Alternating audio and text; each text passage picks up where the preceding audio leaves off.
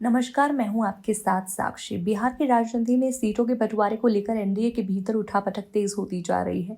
चिराग पासवान के बाद अब जीतन राम मांझी ने भी सीटों को लेकर बड़ी शर्त रख दी है और गठबंधन को लेकर सवाल खड़े कर दिए हैं। मांझी ने स्पष्ट कर दिया है कि उन्हें हर हाल में 20 सीटें चाहिए और अगर ये नहीं मिली तो वो 100 सीटों पर चुनाव लड़ने की धमकी दे चुके हैं।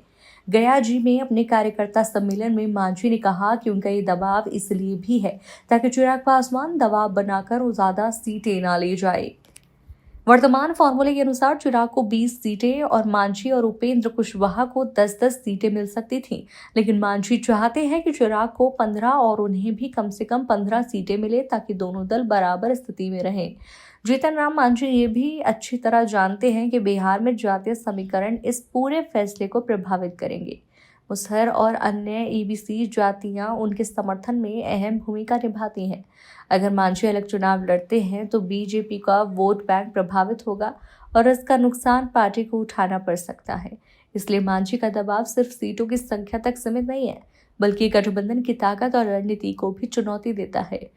साथ ही मांझी की पार्टी अभी रजिस्टर्ड पार्टी नहीं मानी जा रही है, इसलिए उन्हें अधिक सीटें चाहिए ताकि उनकी पार्टी की सियासी मौजूदगी मजबूत दिखे और उनका चुनावी असर बढ़े।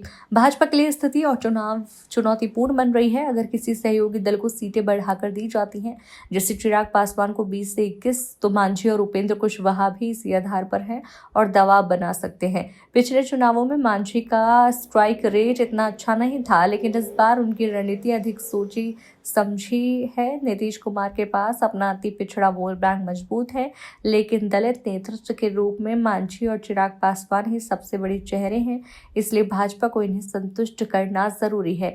राष्ट्रीय नेताओं की लगातार बैठकों और दौरों से ये साफ है कि भाजपा सहयोगी दलों के बीच संतुलन बनाने की कोशिश कर रही है। जेपी नड्डा, अमित शाह और अन्य नेता लगातार दिल्ली से बिहार आ रहे हैं ताकि माहौल को मैनेज किया जा सके और सहयोगी दल ज्यादा सीटों की मांग न करे। लेकिन जीतन राम मांझी ने साफ कर दिया है कि उन्हें 20 सीटें चाहिए, नहीं तो वो भाजपा के लिए राजनीतिक चुनौती बन जाएंगे।